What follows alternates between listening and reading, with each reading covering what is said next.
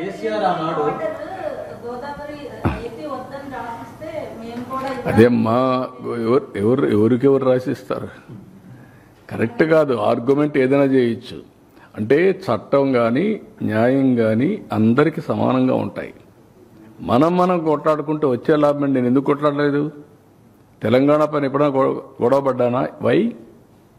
నా థియరీ ఒకటే, గొడవ పడితే ప్రజల్ని మభ్య పెడుతున్నాం మనం. మభ్య పెట్టి మోసం చేయడం లేకుంటే మభ్య పెట్టడం మనకు లాభం లేదు. ఓకే, ఆంధ్రప్రదేశ్ కోసం హైదరాబాద్ డెవలప్ చేశాను నేను, అందరూ యాక్సెప్ట్ చేస్తున్నారు. బైఫర్కేషన్ అయ్యింది, తెలంగాణకి వెళ్ళింది.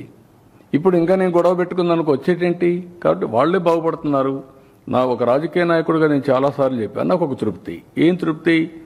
నేను క్రియేట్ చేసిన ఎకో సిస్టమ్ బాగా పనిచేసి సంపద సృష్టించి తెలుగు జాతి బాగుపడతా ఉంది. హైదరాబాద్ వల్ల 75% తెలంగాణకు ఆదాయం వస్తుంది, 75% ఇన్కమ్, 67% సర్వీస్ సెక్టర్, నాలెడ్జ్ ఎకానమీలో. ఎట్లొచ్చింది? ఆ రోజు చేసిన ఫౌండేషన్ 25 ఏళ్ళలో వచ్చింది. Highest per capita income in the country Telangana even today. అదే మరి జిఎస్టిపిలో highest contribution GST Telangana. Why? That is the economy I visualized, I created. ఈరోజు ఎప్పుడు కూడా నేను మాట మాట్లాడానా? కాదు. వాళ్ళు ఎంజాయ్ చేస్తారు. I'm very happy. ఒక రాజకీయ నాయకుడు ఏం కోరుకుంటాం?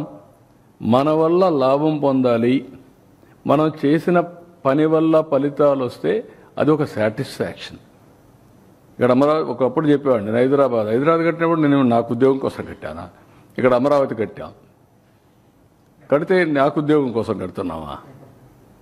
రేపు తరాలకి, భావి తరాలకి, భవిష్యత్తు కోసం.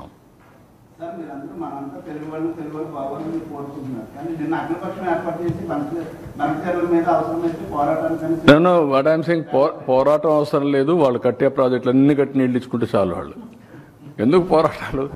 దేనికోసం పోరాటం? మీరు కట్టండి, ప్రాజెక్టులు కట్టి నీళ్లు తీసుకోండి. ఎవరో తిన్నారు? గోదావరి నీళ్లున్నాయి, మీరు వాడుకోండి, ఇక్కడ వాడుకుంటారు.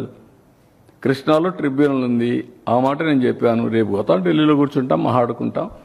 వాళ్ళు నేను అబ్జెక్ట్ చేస్తే కదా నువ్వు కట్టుకోవద్దని.